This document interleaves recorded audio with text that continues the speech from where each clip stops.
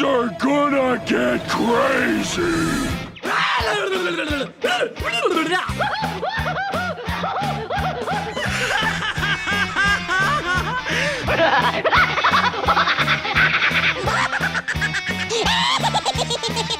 Most everyone's mad.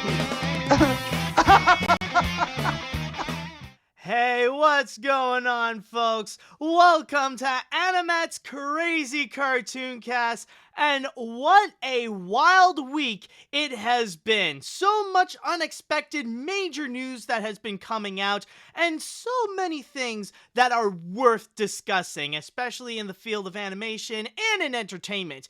But it has been so big this week that I knew that I cannot do this alone. In fact, I actually brought in a special guest star with me, someone who has previously been on AniMat's Crazy Cartoon Cast, but I gotta say with this guy, well, we are pretty much similar to the point where I could pretty much say this is a brother from another mother, or in the cartoon world, we might as well say brother from another animator, considering that this guy also is a prominent cartoon reviewer and also a podcaster himself. So please, welcome back to AniMat's Crazy Cartoon Cast, Paleo Steno. Paleo, what is up, dude? Hey, what's up? Yeah, doing Glad to pretty be good. here. What about you? I'm pretty good. I'm glad you're having me on here because of a certain thing that happened this week that I'm very much a fan of. Oh yeah, absolutely. And especially with that particular thing. We'll get to that later, but Yeah. I knew that's the thing that I need you to be center stage on. Even though you've already made your video on it, I'm sure that's not enough for you. Yeah. All right. So, with that said, oh, by the way, just a quick thing just to say, thank you very much, Daniel is the Vasquez, for the subscription. Really awesome of you. So anyways, Paleo, are you ready for today's episode of AniMat's Crazy Cartoon Cast? Yep. All right. I'm ready. I'm in a few words. That's beautiful. All right, Chatwall, are you ready for today's episode of AniMat's Crazy Cartoon Cast? Let me hear it. Are you all set? Yes? All right, that's beautiful. We are seeing people prepared. So with all that said and done, it is now time that we are going to go and get things started. And with our first story, this is honestly a bit of news that is quite unexpected, but considering that it's going to be coming out just next week, I guess now would be the best time to go and actually unleash a whole bunch of announcements. Well, were you expecting like that major list of all the big news that it's going to be coming out soon? The thing with Paramount Plus, that was probably the one streaming service I was like, I don't know like what they would have that would be like as compelling as something like, you know, what Warner Brothers had with HBO Max or Disney with Disney Plus. But there's an impressive list here. And some stuff that I wasn't expecting at all. All right. So we'll just have to wait and see with the when these shows and movies come out. Exactly, and that is what we shall be discussing with our first story as we are gonna get into Paramount Plus. So ViacomCBS this week decided that on the week before the big Paramount Plus release, they have revealed a whole bunch of content that's actually going to be coming soon to Paramount Plus, which not only will be featuring the massive collection of Paramount movies, but also the shows from CBS, Nickelodeon, Comedy Central, MTV, BET, and the Smithsonian Channel.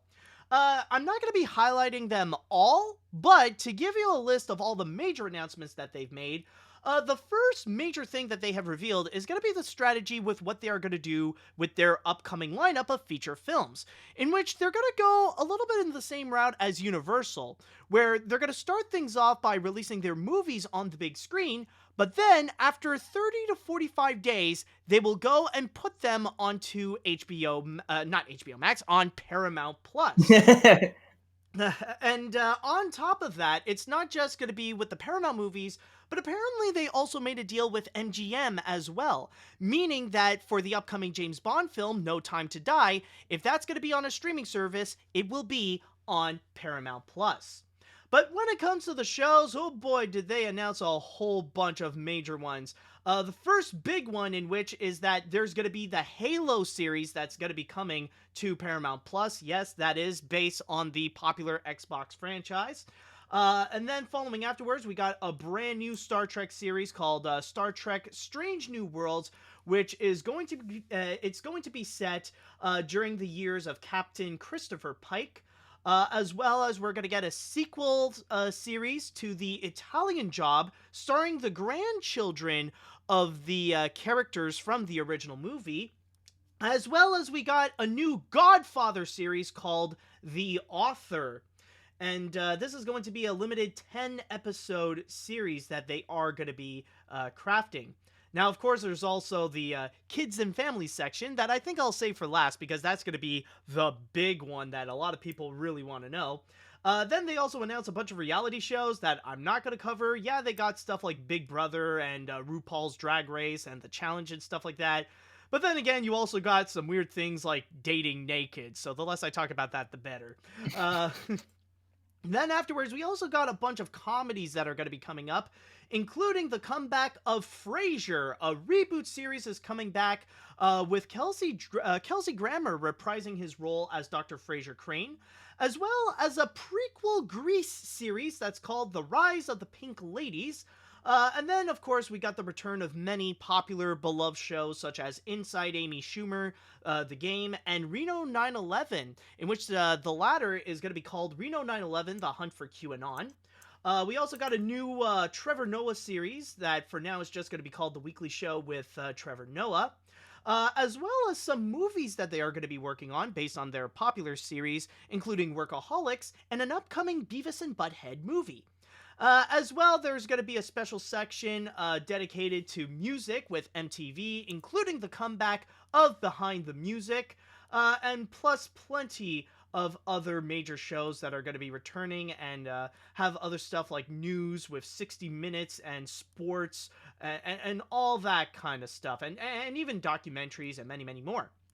But what about the stuff that we want to know? What about the animation content? And man, do they have a lot to go and offer. And probably the biggest announcement of them all, not just the fact that they're going to have the entire Nickelodeon catalog onto Paramount Plus, but also they have revealed a brand new animation studio completely dedicated to the Avatar: The Last Airbender franchise, which is going to be called Avatar Studios, which will be run by the creators of the show, Mike DiMartino and Brian Conietzo, in which they will commit to go and create not just a spin-off series, but even animated shorts and even animated movies that are inspired by the world of Avatar: The Last Airbender and The Legend of Korra.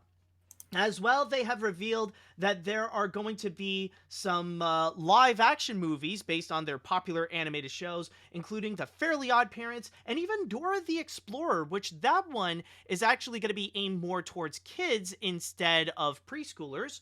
We also got the comeback of iCarly, which will bring back Miranda Cosgrove, Nathan Kress, and Jerry Trainer. And then we got our first ever look at the CG revival of the Rugrats. And finally, we got a brand new Star Trek series, this time aimed for a younger audience, which is going to be called Star Trek Prodigy. And with this little image that we got here with a group of ragtag aliens, it looks like it's going to be Star Trek mixed with a bit of Guardians of the Galaxy. So that's pretty much all the major news that we got from Paramount Plus. Oh, and one more thing that I just want to mention is actually going to be regarding the price, where they mentioned that for the price of Paramount Plus, they'll start things off with a base price that will feature some ads, which will go for $5 a month. But if you want the premium one without any ads, that will actually be $10 a month. So that's everything that you need to know so far, or most that you would need to know about Paramount Plus. So, Paleo, what do you think about all these announcements, and which are the ones for you really do stand out? The as far as like live action stuff goes, the one that stood out to me is definitely the Halo series because stuff for like Halo, especially like for movies and live action shows, has been like rumored for so long. Um, And now like things that are like actually been filming for this. I know my friend Jax is excited for it because he wants to do like a tough like platoons for Master Chief. Because he's been seeing the actor who's playing like working out for it. Oh, okay. But yeah, the Halo series I'm definitely interested in. Because one thing I've noticed about like video game adaptations is that usually when there's a series based on a video game, its reception is a lot better than just a movie. Because like with a series, you spend more time with the characters, just like you do with a video game. With a video game, you spend time with the characters for hours and hours. Same with a series. With a movie, you only have limited time, so it's not gonna like you can't tell the story exactly how you want it. Yeah, like with a with a series, you don't have to cram everything into one small compartment. You got the time to actually go and fully dive into the narrative that was already built up in the video game. So with Halo, it's probably better formatted for a series than it is for a movie. And it definitely Yeah. is true. I do agree with you that it's been so long since we've heard about like some kind of adaptation of Halo, because we've heard so many things that would come up. Like some want to do some series, some want to do some movies. And correct me if I'm wrong. Like was Halo also another one that had Guillermo del Toro at one point attached? Or I don't know. Maybe I don't know.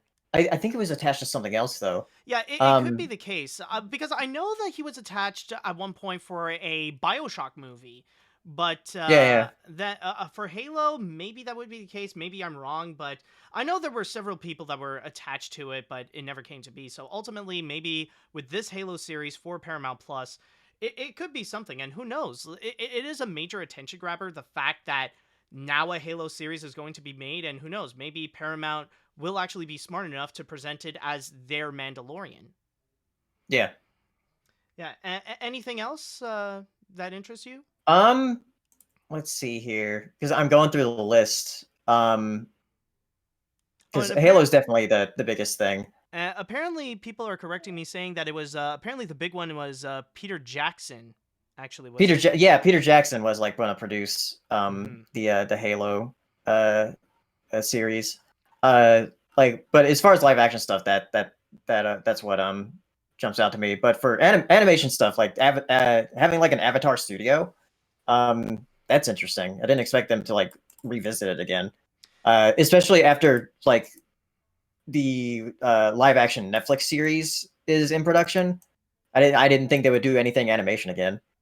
Yeah, I was actually surprised as well.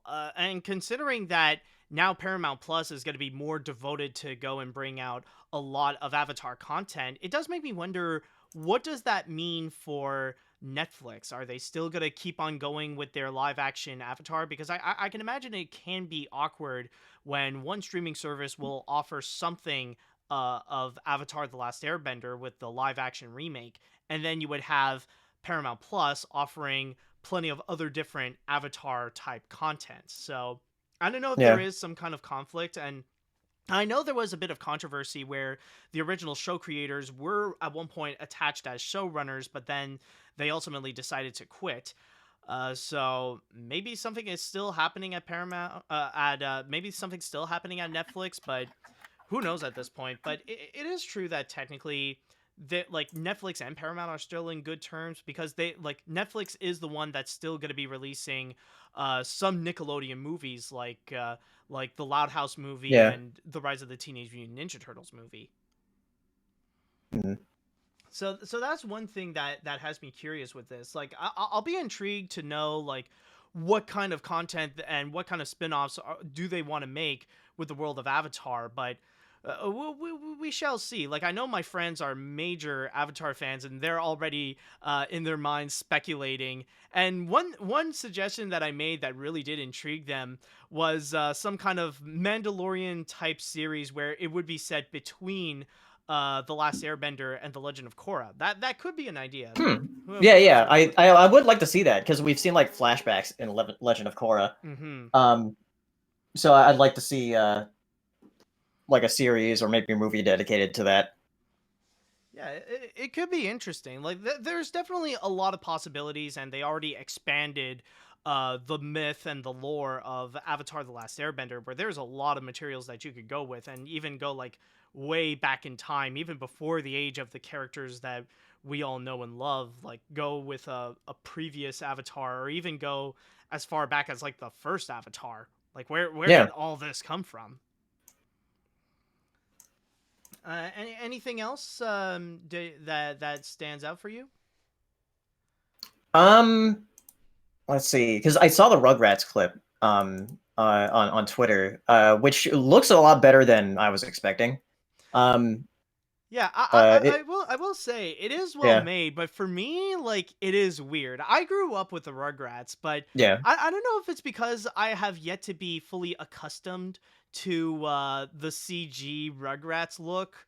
Like the most CG that I am comfortable with, or that I recognize, is just the polygon like pixels in the PS1 game. So yeah. seeing this animation, like it is good, but it's something that I would probably have to get really used to, because it is kind of like a bit of a shock seeing this completely different style of the Rugrats.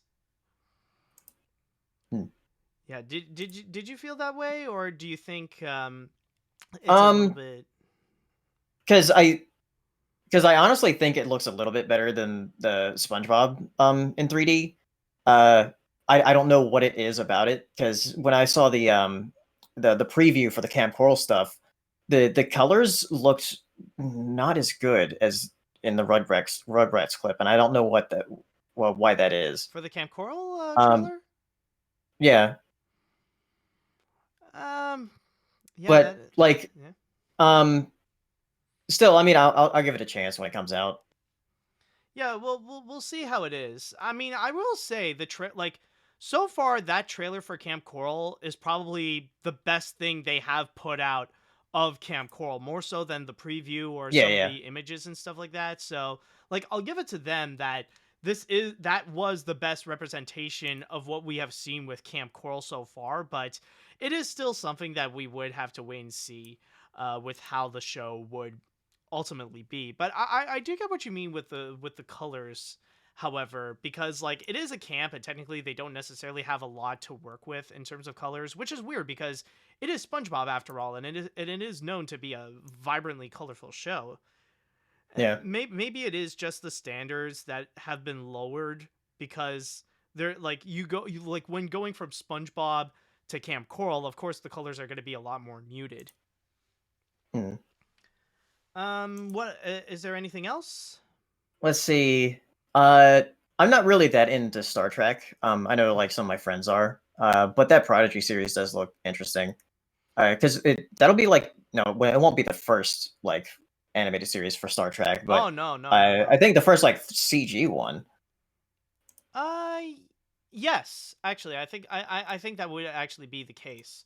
I mean, there have been some animated Star Trek series before, including like the first one where it's Yeah, yeah, I don't know who made it, either Ruby Spears or Filmation or something like that, but it's like based on the classic characters and stuff.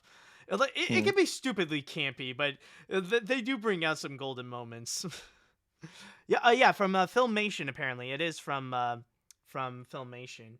But yeah, like I said before, that series does look the animated Star Trek series does look pretty interesting, considering the fact that it does look like it might have that Guardians of the Galaxy vibe, where again it's a bunch of like a bunch of misfit aliens working together. So who knows how it's gonna be. And also an interesting yeah. contrast, considering that they said that they're also gonna have Star Trek Lower Decks that's still gonna be a part of Paramount Plus, and still like they did announce there will be more seasons of that too. So at Hmm. least like it'll be Star Trek for everyone, Star Trek for adults and Star Trek for kids. Yeah. I'm trying to look here for Okay. So yeah, I was wondering about like the behind the music stuff. Because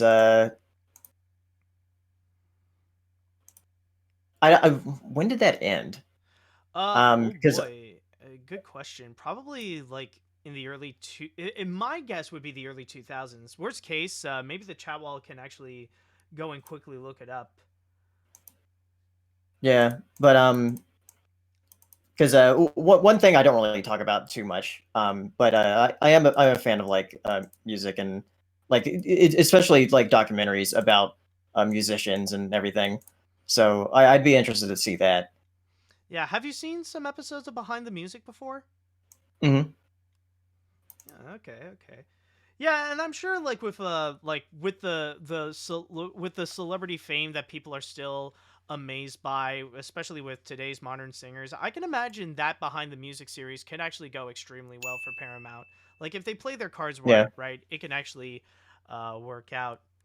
But other than that, is there anything else, or is just that's pretty much it for? One thing I'm interested in is Reno 911 coming back for a thing because they had a thing on Quibi with the short films. I'm not sure if that's also going to be on here or wait, didn't somebody like get all the Quibi content Yes, I believe. I recently? think it was Hulu.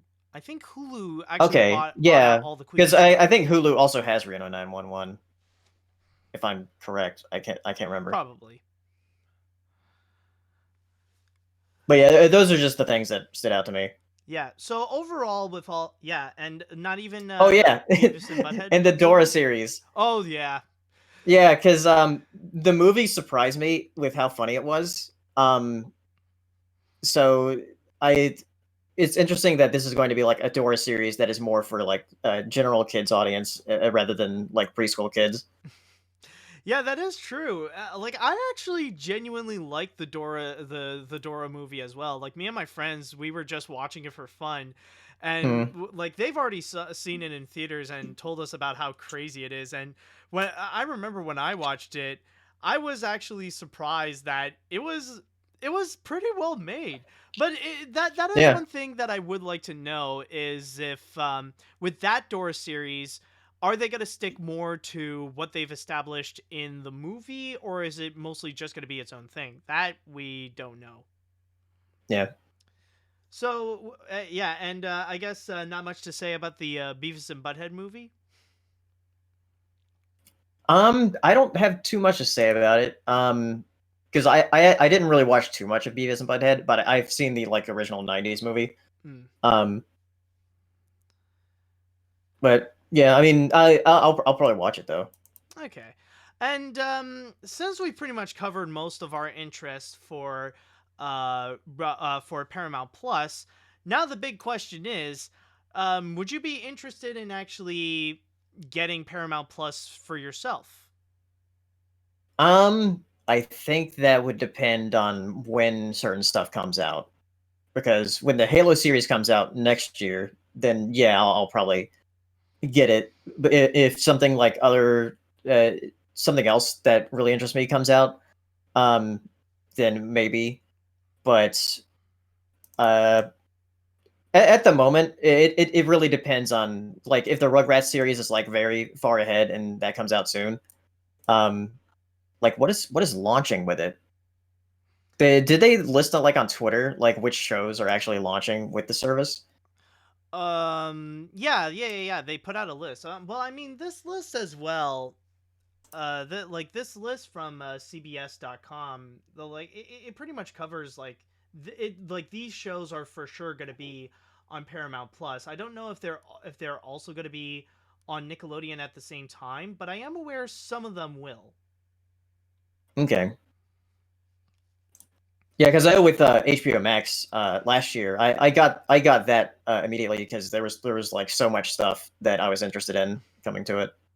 Oh yeah, of course. They're yeah, like they already provide like a whole bunch of major content, but yeah, with Paramount Plus, and also if you would go and get it, would you do like just the base service, or would you go premium? I would probably go the base service, just because like I also had like the base thing for Hulu as well because I had like the Disney bundle. So I'd probably do the base service, unless like the ads are like really intrusive. Okay, fair enough. For me, I don't know if they said Paramount Plus is also going to be coming to Canada, because those things can often highly depend. Like we did, like in Yeah. Canada, we don't have HBO Max. Like even right now with the new Tom and Jerry movie, like yeah, some people can get it on HBO Max, but we just got it digitally. Like we would have to get that Yeah. separately.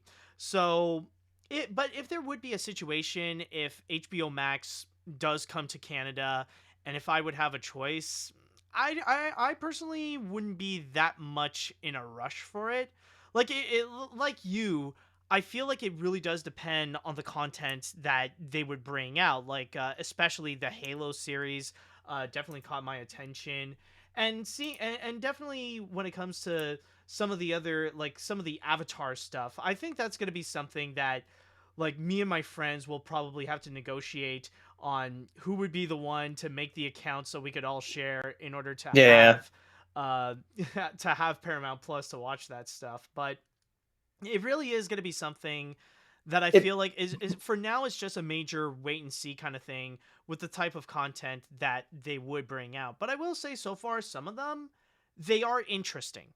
And probably yeah. the best thing that I could say about HBO Max is that so far what they are offering does look kind of interesting, but I'm definitely in no rush to go and get Paramount Plus for myself. Right. All right, so I think with that said, it is now time that we shall jump onto the chat wall. And I want to go and ask you all, what do you think about all the new announcements about Paramount Plus? Are you guys excited for it? Is this enough to go and immediately get Paramount Plus for yourself? Are you not interested? Let me know what you all think on this. Okay, so let's see. Lots of stuff coming to Paramount Plus. I'm excited for Star Trek Prodigy, though the designs look like they come from other sci-fi series. As for more Avatar content, I'll say is insert foaming mouth guy scene, which might be a good thumbnail idea. Just saying. Yeah, there is a yeah, of course. I've seen that GIF just like popping in often on social media. Even Nickelodeon themselves like trying to hype up the show with that GIF already. Let's see what else.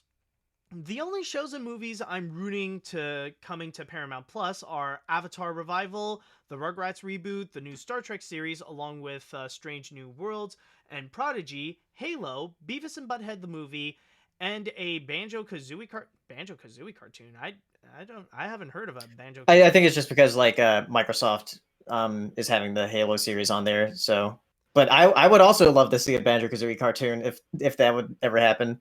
Oh yeah, that would actually be amazing. That is true. That like if they announced it, I'm sure that would be like a major headline thing that the whole internet would freak out about. I'm pretty hyped to see these types of shows and movies coming to Paramount Plus, or what used to be called CBS All Access. But what about the new CGI My Little Pony movie? Since that is also distributed by Paramount, why can't it go to Paramount Plus instead of Netflix? Because they made a deal with Netflix, I guess. Yeah. Yeah, And like the G4 ponies are already on Netflix, so I guess they just want to keep all the Hasbro stuff on there. yeah, it's more. Yeah, I guess that would be more of a deal with Hasbro than it is with Paramount. Yeah. So that would explain that. Let's see. Paramount Plus, while it has an interesting lineup of upcoming films and series, it's not enough for me to try the service out. The two highlights for me were the Rugrats revival and the upcoming Beavis and Butthead film. The others sound fine, but just not into those shows and movies, so I'll just wait until there's more content I'm interested in. Also, on the subject of Rugrats, alongside the series, do you think the live-action film is still happening? If so, is it going to be on Paramount Plus? I don't know. I haven't heard that in a long time, but I'm assuming the project is already dead. Yeah. I think like after the reception from the internet, or like why that'd be so weird. Like with the CG babies and just like live action adults. Oh god, that is true. Yeah, Toontown is real, and this is the spin-off of How do you give birth to a cartoon baby? Oh, I don't know. I don't even want to imagine, or I don't know if I can even go to details without getting a community strike on YouTube or on Twitch or something. Oh, let's see what else we got here. Um. Oh, okay. Paramount Plus sounds like it has an interesting catalog, but I don't think it's enough for me to get another streaming service. My family and I have Netflix, Hulu, Disney Plus, and HBO Max. I don't think we can afford another. If I had Paramount Plus, I definitely would want to watch the Avatar stuff, the iCarly reboot, and the back catalog of Nickelodeon animation. I feel a bit concerned with an entire studio dedicated to Avatar and a little worried of possible oversaturation, though I want more Korosami. Yeah, do you think with the advent of Avatar Studios, do you think they might push it a little bit too far with the Avatar content? Do you think they might do that? Um, I don't know, because I mean, we only have like 2 series and a movie that shouldn't be named. Um, so we'll see. Like I have faith in it since like the creators are behind the studio. So Okay, yeah, yeah, and that is true. Like we do have the creators that will be in charge of the whole thing, so at least we can rest assured that it will be in good hands. Let's see. I think I'll go and read one more comment before we jump into the two comments before we jump into the next story. Or did I read this one? Oh no, I didn't. Okay. I gotta say, these announcements do have me pretty intrigued about Paramount Plus. The new Star Trek series could be okay. The Rugrats reboot looks really fun. The Dora series could work if it's a tie-in to the 2019 movie. And I'm really excited for the iCarly revival, though I'm a little underwhelmed by the lack of Gibby. I do, however, have one question. With the lack of news about it, should I just assume that the Wonder Park series is just dead? Yes. yeah, I think we can all say it's dead. Like it's dead when the movie came out. Like that box office reception just really is just the final nail of the coffin on that series. Let's see, one more. yeah. I was trying to think. Is like, did that movie came out last year? Oh no, it came in 2019. Oh Like, yeah, yeah. that series is definitely dead now. Yeah, exactly. No, especially with the fact that the trailer apparently appeared on the DVD and Blu-ray of Wonder Park, but never online for some reason. Wow. Yeah, I don't think anyone even like nobody even put out a leak of it. That's the weird thing about it. Hmm. All right, so I'll read one more comment. The only thing I would be interested in if I were to stick with Paramount Plus is the Avatar spin-off and films, and that's it. I only stay there temporarily just to rewatch the Jimmy Neutron series and watching Clone High for the first time. Don't know if I want to have Paramount Plus, but I most likely won't get it anytime soon. All right, so there seems to be some interest, but not major interest. But if ever you're interested, just remember that the series will be coming out next week on March 4th. Yeah. My hope for like Nickelodeon stuff. I just want My Life as a Teenage Robot to come back. Oh yeah, that actually would be an interesting reboot. I mean, Nickelodeon is already starting that phase, but who knows? Maybe if Yeah. things work out with like Rugrats and some of their other revivals, like Fairly Odd Parents and Dora, maybe they could do My Life as a Teenage Robot. All right, so with that said, though, let's go and jump onto the next story we have here. Just want to double check what it is. Ah, yes. We actually got a trailer that's coming out.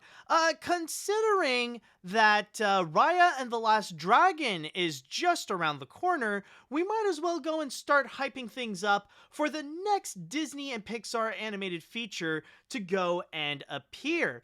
And before watching the trailer, have you got any expectations about this movie? Not too much because I know when I saw the concept art that was shown, I was interested because I love the colors in it. Um, but then when I saw the trailer, it very much doesn't look like a typical Pixar movie. But because it's directed by the same person who did the La Luna Yes, the animated short La short. Luna, Yeah, yeah. yeah. Yeah. All right. So Oh, yeah. Go on. no, go ahead. Well, I'm just about to show the trailer. That's the thing. Oh yeah, go ahead. All right, so I guess with that said, yes, it is now time that for the next story, let's go jump right in and check out the next Pixar film coming out this summer, Luca. Don't worry, it's loading right now. There we go.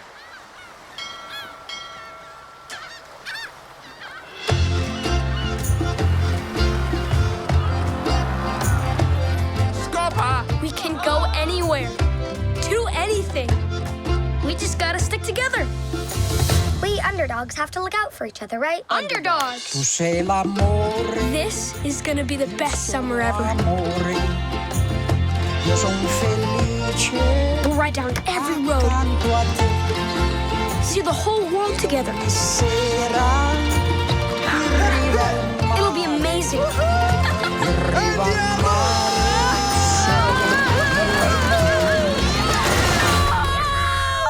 But there's just one thing.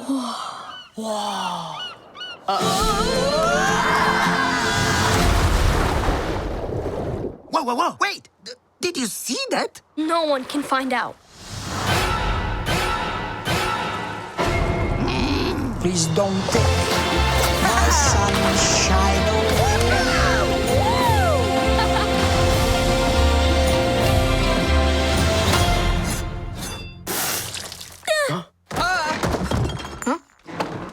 Where did you boys say you were from? And that was the teaser trailer of Luca, the upcoming Pixar film. So, Paleo, what are your thoughts about the teaser? I love this comment in the chat from Blue Boy saying, "Call me by the shape of water." Oh my god, that is wow. I never expect that comment, but wow, okay, yeah, that is true. That is definitely true. I never thought of that actually. I can't believe Pixar went the Cal Arts route and to have the bean mouths. No, it's a very round movie.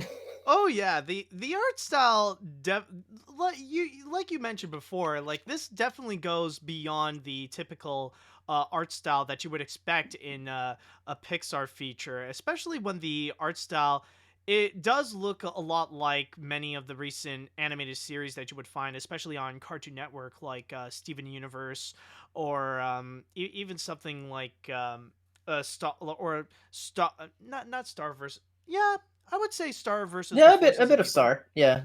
Yeah, a bit of Star. Like there it definitely is going towards that style, but so like even though we don't necessarily have a whole lot going on with the teaser trailer, but from the looks of it, the one thing they definitely are promising is a beautiful landscape with the Italian Riviera. So it Hmm. like it will try to be from the looks of it, it could be a bit in the veins of like Coco, where it's going to be more of an immersive type of feature where it's going to be where the environment will play a prominent role as much as the characters will. And on top of that, one thing that I will say is actually quite surprising. And one thing I didn't expect is actually regarding the two leads. I thought it was just going to be about those two, but one of them is going to be a sea monster. But no, it's actually like you No, got a yeah, both of trio, them. and both of them are actually sea monsters. That honestly was a bit of a surprise twist. And so far, with the ways that they are presenting how they are sea monsters and stuff like that, it is cute, and we could definitely see the creative ways that they could try to play around with the idea, especially with that ending scene with the table. Like after spitting next to the guy, we just see like part of the sea monster from him. That was cute. Yeah. Yeah, so I guess like anytime they touch water, they turn into it. At least Yeah. that's what I'm gathering from the trailer. Yeah, it's pretty much like those special toys where like like when you put water in it, it will change color. And it's the same thing. When you put Yeah. water on those boys, suddenly they reveal their sea monster side.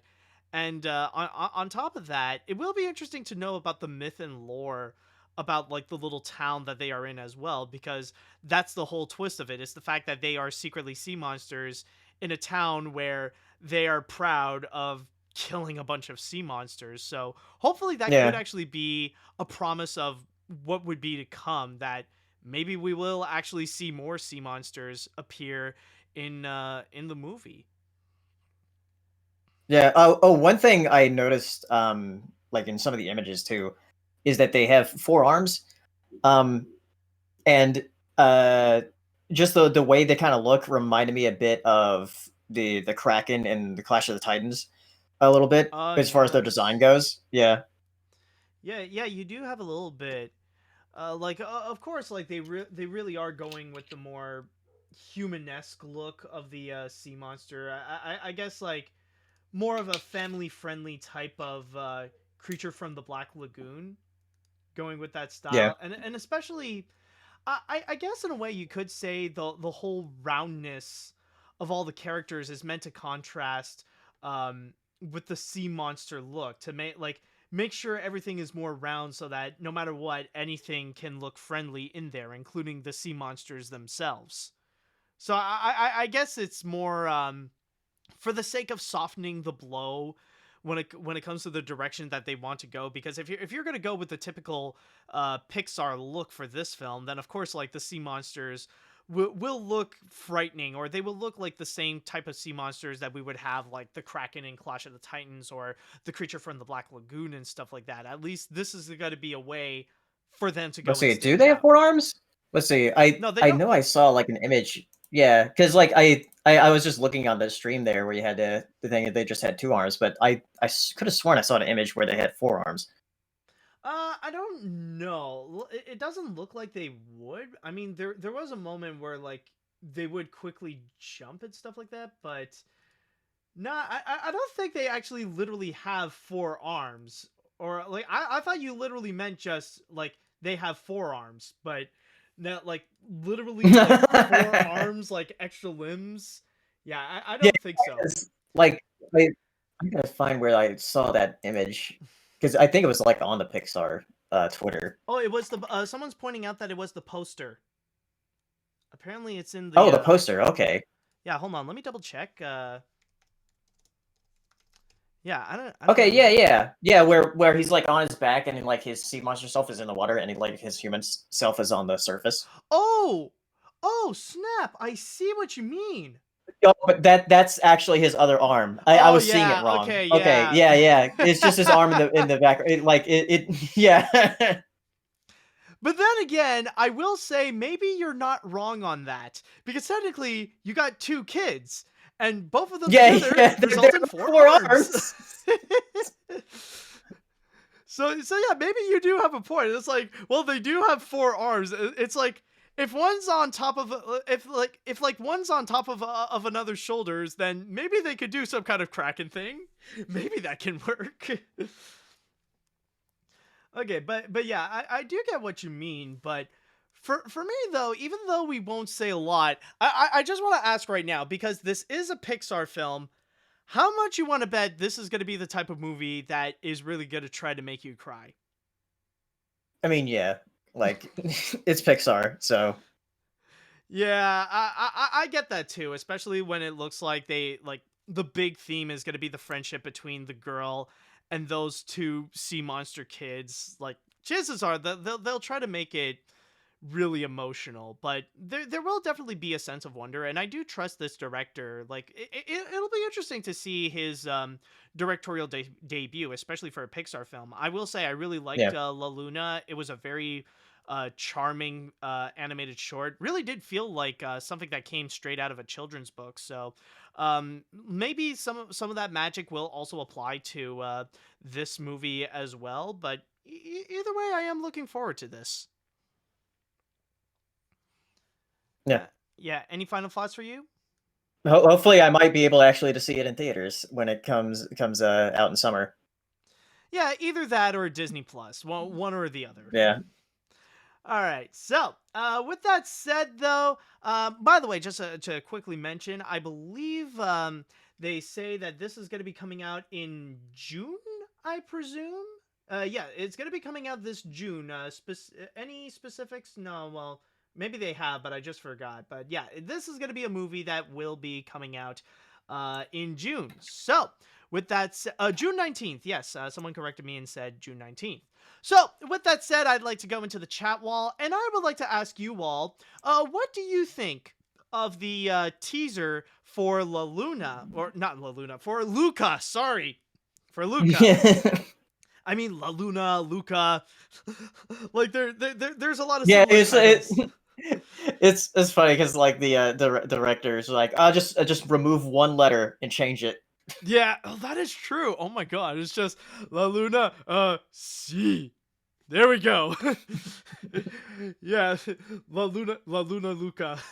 Exactly. So, Living La Luna Luca. yeah, living La Vida Lula Luca. Oh my god. So, Chapel, do you like this teaser trailer or not? Let me know what you think. All right. Let's see now. It makes sense that the director took inspiration from Hayao Miyazaki because this looks like it could be the spiritual successor to Ponyo.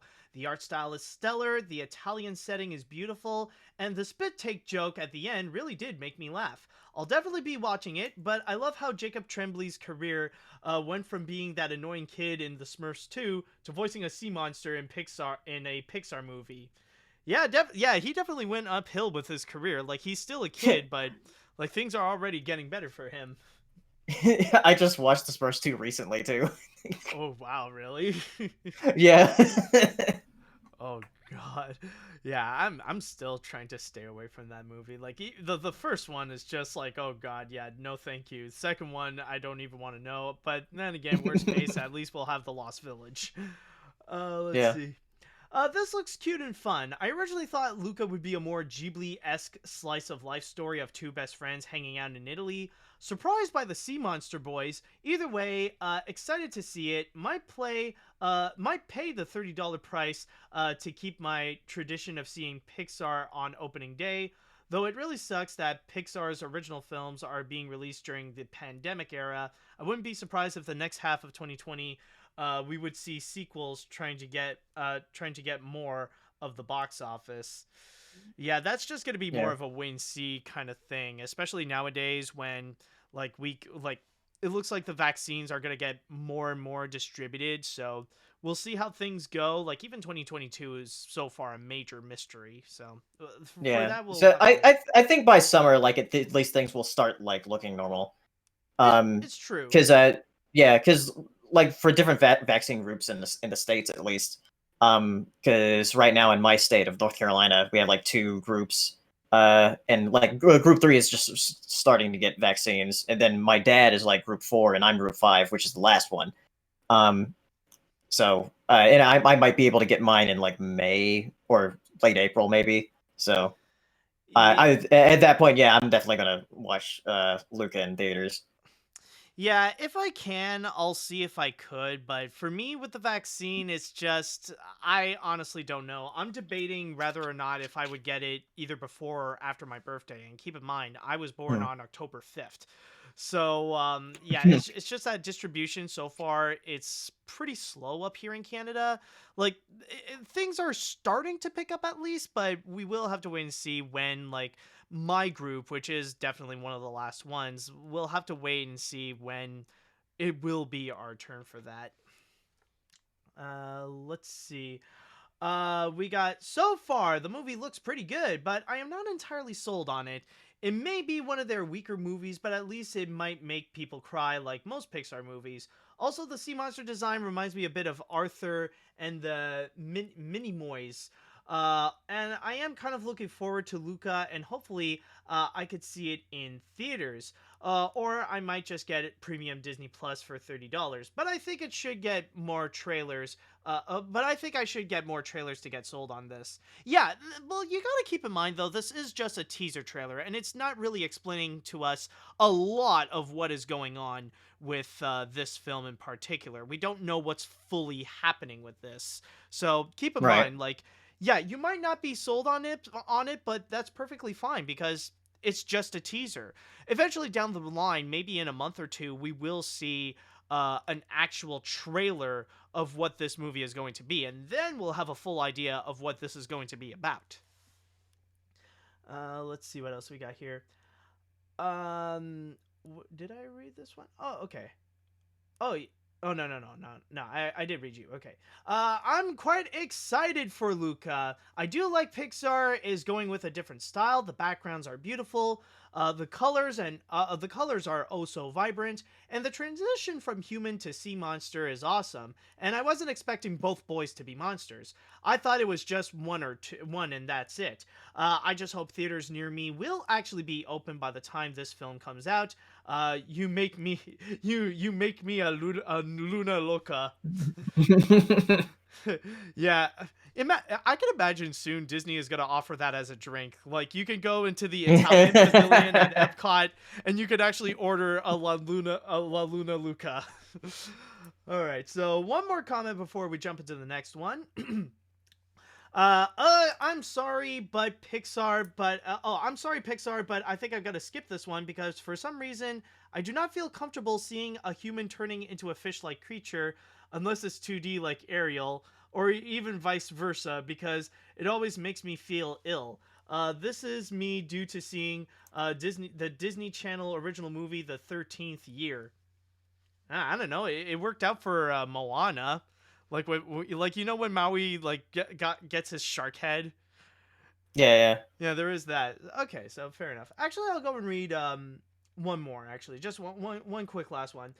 This is honestly kind of an interesting movie. It's like I would say The Shape of Water and maybe The Road to El Dorado with an Italian theme, if you will. Technically Spanish for El Dorado, but anyways, I can't really emphasize a good example, but still, I could say I'm very optimistic for this movie. In fact, we are even seeing a debut since, fun fact, the voice of Luca is actually in the new live-action remake of The Little Mermaid as the voice of Flounder. Overall, it looks really funny and maybe even have something to look forward to this year.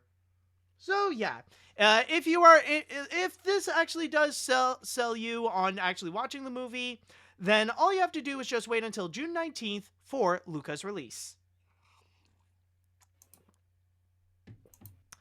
Okay, so Paleo, are you ready for your moment to shine? Are you ready to take center stage for the next story that I have here? Yeah. All right, that's great, because for our next one, well, it's going to be the bronies' time to shine, because now the next story that we're going to talk about is regarding Generation 5 of My Little Pony. Yes, Entertainment Tonight has actually revealed some new information regarding the next My Little Pony movie that will be coming to Netflix this fall, including showing not only some new images with this CGI pony, but on top of that, even revealing a bit of a plot of what this new film is going to be about.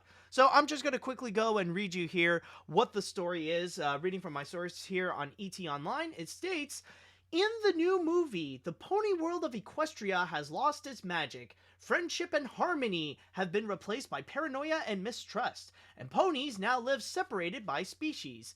Sunny, a feisty and idealistic young Earth pony, is convinced there's still hope for this divided world, but her slightly misguided and often hilarious efforts to change hearts and minds have led to her being branded as a misfit. When Sunny befriends a lost unicorn named Izzy, who wanders innocently into the Earth pony town of Maritime Bay, the town had enough. Izzy and Sunny must embark on an epic adventure that will include a daring jewel heist, outrageous conspiracy theories, elaborate musical numbers, and the world's cutest flying Pomeranian. Their adventures will take them to faraway lands and force them to challenge the status quo by facing their fears and making new friends out of old enemies.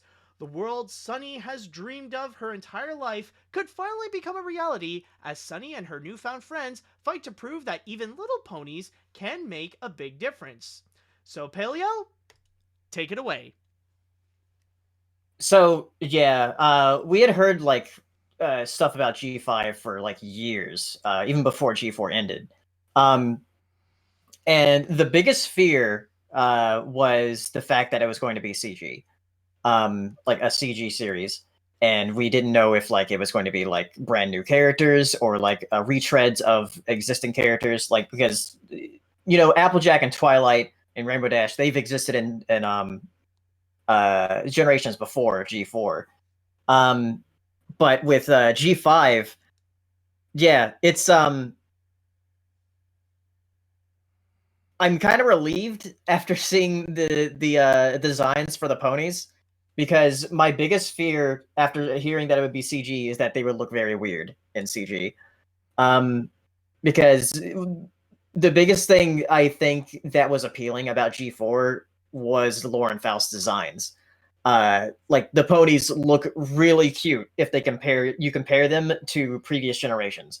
With previous generations, they're more horse-like, I guess, but also it's like, I mean, you only see one eye at a time usually, where with the G4 designs you see both eyes at the same time. So that I guess that's a lot more appealing, especially to like humans in general. Right. There's a bit more human traits with the G4 My Little Pony characters than there is with G3, G2, and G1, where it's just horse. Yeah. So with this, I'm glad I've seen the designs now, and also now that I've seen them in motion with that one like animated GIF that's been going around. I'm very relieved to see the designs that I actually like them. Not everybody's like warmed up to them at the moment. Some people don't like them as much, but it seems like the majority of the fandom, at least, has like taken a liking to them. So that's interesting, because we didn't know like with G5 if like the fandom would jump onto it like they did with G4. Because like with G4, that was like just a like lightning in a bottle moment for My Little Pony for having it explode as much as it did. Oh yeah. So I guess there was that one interview with the head of Entertainment One, I think, which is working on this, and saying that one thing they wanted to do with this series is they didn't want to just like forget all of that lore and history they made with G4. So that's why they're connecting this with G4 in that you can see in the first screenshot that came out that the main six are like toys in the background.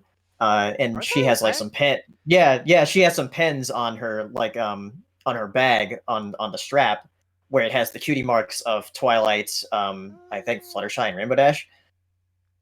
Oh yeah, I've never noticed that actually. Oh, okay.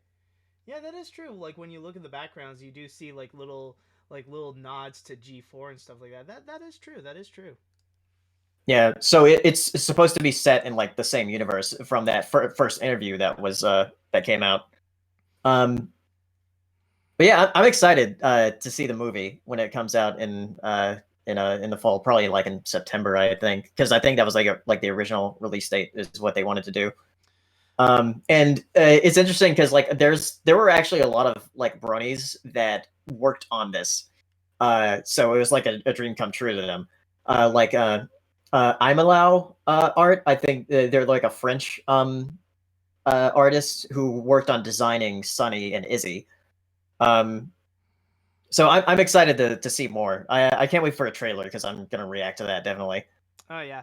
And also I would like to ask, considering that with this one it is confirmed that they are going to be looking into new characters with Sunny and Izzy, and like even though they did state that it is going to be set in the world of My Little Pony, or set in G4 My Little Pony, how do you feel about the fact that the focus is going to be on new characters instead of bringing back characters such as Twilight Sparkle, Applejack, or Pinkie Pie and stuff like that?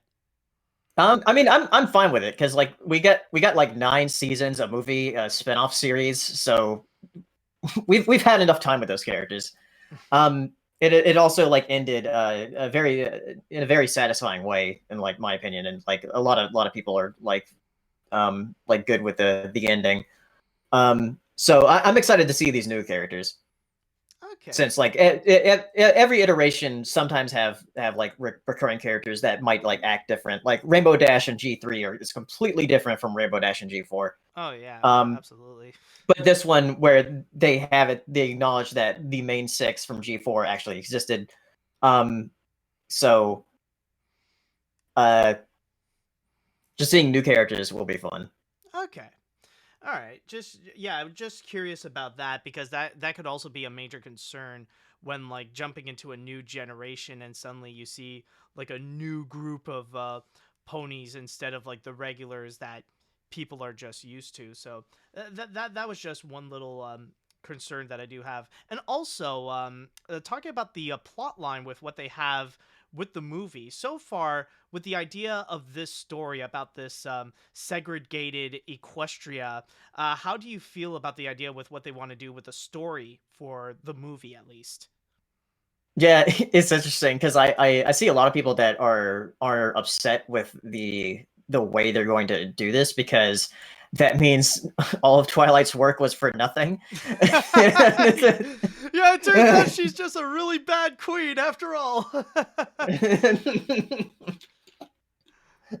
But then, like, I saw somebody pointed out, it was like, well, really, Twilight messed up, like she always does. Yeah, you got one side of the fans that are upset with how Equestria has become, and then you're just gonna have like the other ones that are just on the side that are just like, oh, Twilight Sparkle did that? Yup. Yeah, it's though it's supposedly like really far in the future, so we'll see.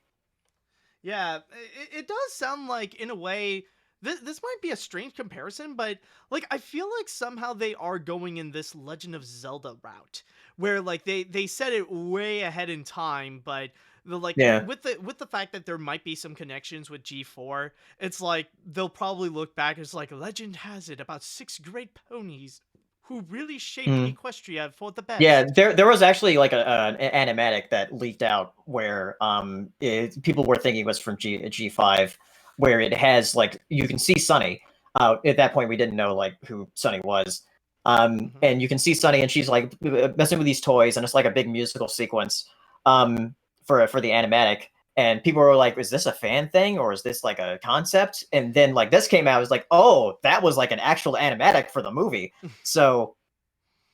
Yeah, it seems like they're going to talk about G4 in the movie of like what happened. So I can't wait to see that.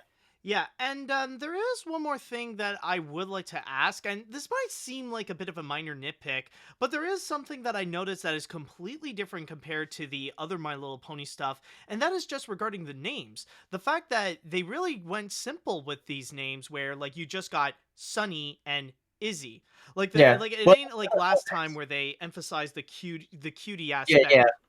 Yeah. I don't think like because people were pointing out that the cutie marks, like you can't see Sunny's cutie mark on her left side, but you can sort of see it on the right side on the GIF.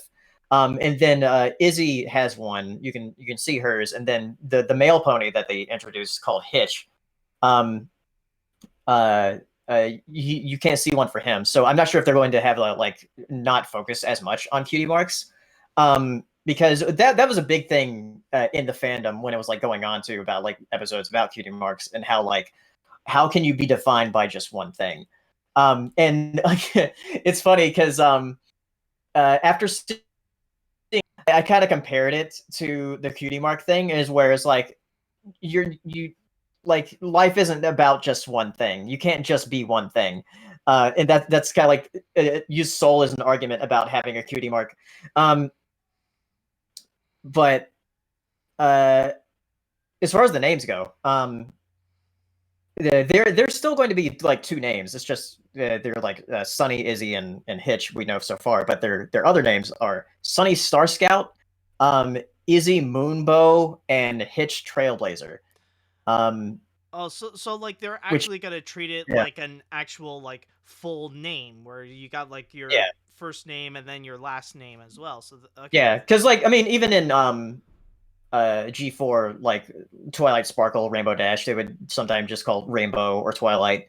Though it's kind of weird where they would also have ponies with just one name, like Fluttershy and Rarity. So Okay, I gotcha. I gotcha. So yeah, I'm guessing overall you're pretty much hyped up for this. You're excited to see. yeah, I'm how very this is gonna excited. go. And yeah, I'm sure like they've also announced a series that would also come with it. So, Yeah, right now all we're seeing is stuff from the movie. We don't know what the series is gonna look like because like the movie right now, the screenshots we have and also the animated GIF, it looks very high quality as far as the animation goes. I mhm. don't know if the series is going to be like the same quality. But both are going to be heading to Netflix. Yeah, that is one thing that I would like to comment is that I will say I was actually pretty impressed to see the animation quality that it does actually look pretty solid. And yeah, I will agree, even with the designs, the ponies actually do look nice. I do agree. I will say that with the Lauren Faust designs, like they are definitely great, but I cannot really imagine how they could translate well into 3D animation, especially with the gigantic eyes that she would often put with her characters. But in this case here, with what they have done with the new ponies, they actually look cute. They like it's a style that does stay just about true to the original style that we are familiar with in terms of My Little Pony. And I would say there is a bit of that Lauren Faust style, kind of like what we have talked about, especially with the front-facing eyes. And I would say even the silhouette is more reminiscent to what Faust had designed instead of like the more horse-like style that we had in Right. previous seasons. So I will say they have done a good job in terms of with the look of the CG characters. Maybe things will get better. Well, maybe things will be a little bit more different with the with the series, but only time can really tell with that. I wouldn't be surprised if they would go in a direction where when the TV show comes out, maybe it'll be 2D and they'll go with a new style that will be based around what we saw with the with the 3D look. Yeah. I'm because like there was like a 2D thing that came out before all this, and that was like on a bed cover for merchandise, and the 2D kind of looked kind of weird. Um, so I'm guessing that the series is probably going to be CG. I think they actually said that. Okay. Um, so we'll have to wait to see what the series actually looks like, but I'm excited for the movie. Okay, so that all right, that's interesting. So at least we got something that people could definitely look forward to coming at the end of the year. And I have definitely seen posts saying this, but we pretty much are witnessing 2011 all over again, where Yep, the like main there's like so much fan art going on Twitter right now. Like it's like the fandom just awoke because like we had like the pony life thing last year. People didn't really get too into that because it's like just like a side thing. I guess that was like their buffer between G4 and G5. hmm Yeah, it's still trying. Yeah, it did feel like it's just Hasbro still trying to squeeze in more money out of the G4 My Little Pony before trying something new. So I'm not really that surprised that people are not as latched onto that as much as they did with something like G4 My Little Pony. Yeah, I just know like the next time there's a convention, like we're all gonna be like ah, because like there's supposed to be a convention in Chicago in June. I'm not sure if it's actually going to happen though, depending on how vaccines are. But there's also another one called Ponyville Cider Fest that's in Milwaukee that I always loved going to with my friends. So that'll probably happen in November. So I'm excited to go to a convention again after seeing all this. Oh that would definitely be fun. I'm sure a lot of people are excited to go back to conventions, and I guess it gives new me. I guess like for those My Little Pony conventions, like they now have new life. They got a new meaning of life, so they could go and just like now build Yeah, more onto the G5. it's funny because like my friend Jax is in the Jack Blade, he's in the chat, and he's told me that like he wouldn't like get into G5 because he's like he'd wait for me to watch it, and then tell me if it's good or not, or tell him if it's good or not. And now, like after all this stuff is coming out, he's getting into it. Like like all my friend group are like, oh, we're back, I guess. Yeah. Yeah, just restarting that. That actually seems funny. It's like Jax is just so doubtful throughout the whole time, and just like you see just Sunny on the side just on the side, just sitting like, "Hello there, Jax. Are you sure you want to wait for your friends to tell you how things are? Are you sure you don't want to get to know me a little better?" But yeah. Anyways, now let's just go and jump onto the chat, and let's go and ask people, what do you think so far about G5 of My Little Pony and the things that they have announced for the upcoming My Little Pony movie? Are you guys excited for it? Are you a little hesitant? Let me know what you all think of this now. All right, let's see now. As someone who's more of a casual pony, I've seen all of the Friendship is Magic and some of the IDW comics. I'm actually really excited. The new character designs look cute. They did a great job bringing the show from 2D to 3D, and it could mix old and new elements of the MLP franchise.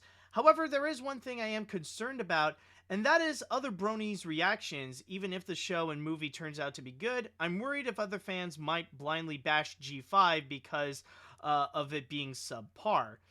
Yeah, is there any worries about if that would be I the mean, case? there's already people like who are very doubtful about the generation, and people who just say it looks like garbage regardless.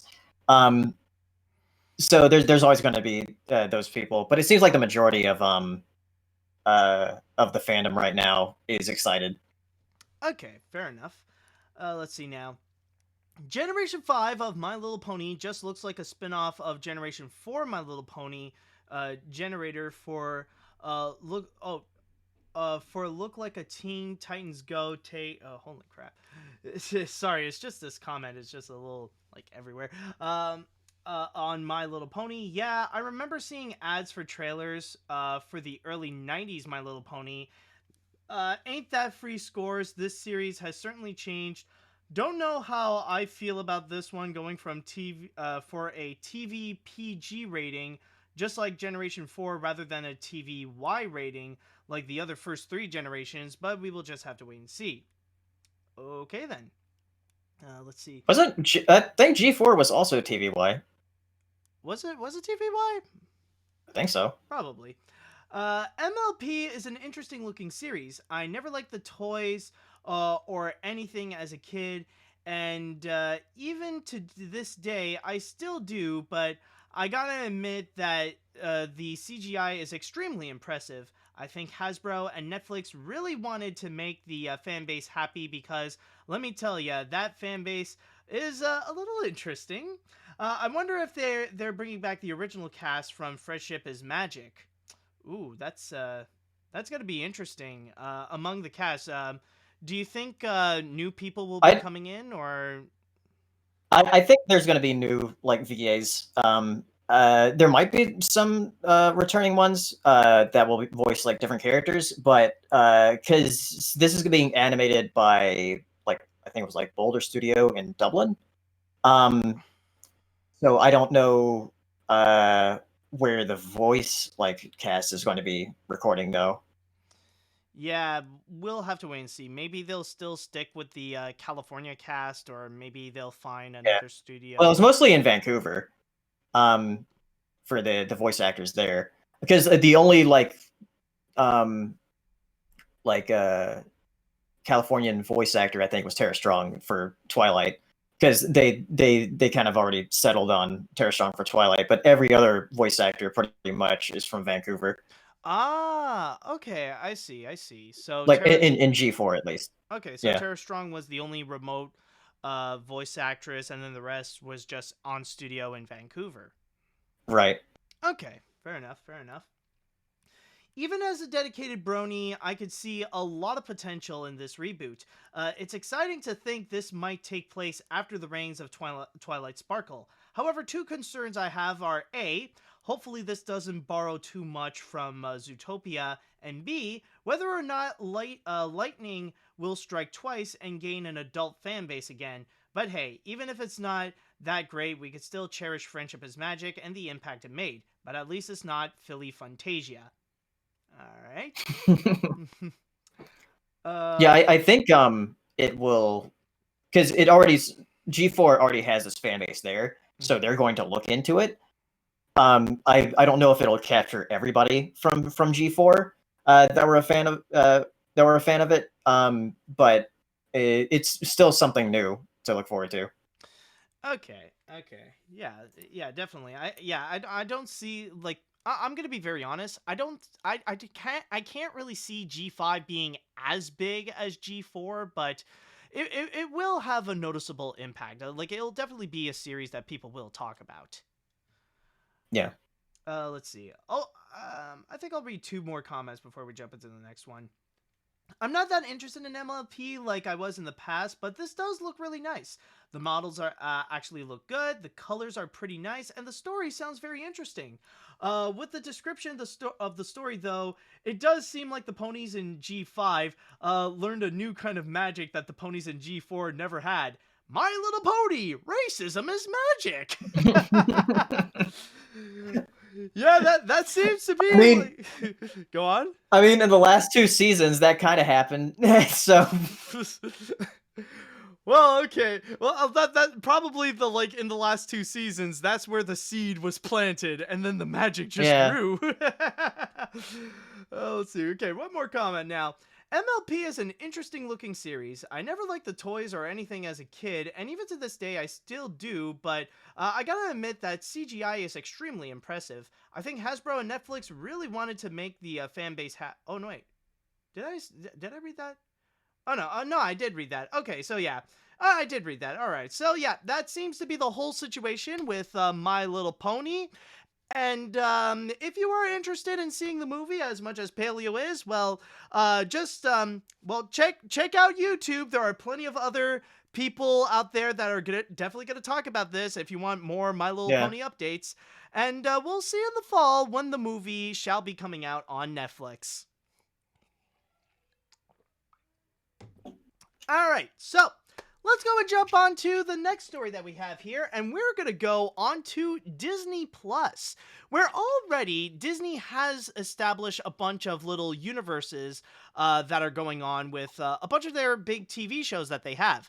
We know they already have the Star Wars universe, building it up with stuff such as The Mandalorian, and even coming soon, they're going to have the new animated series, The Bad Batch, and already they are starting things up with the TV shows of the Marvel Cinematic Universe with WandaVision, and then coming soon, we'll have Loki, which I believe it's going to be in June or July.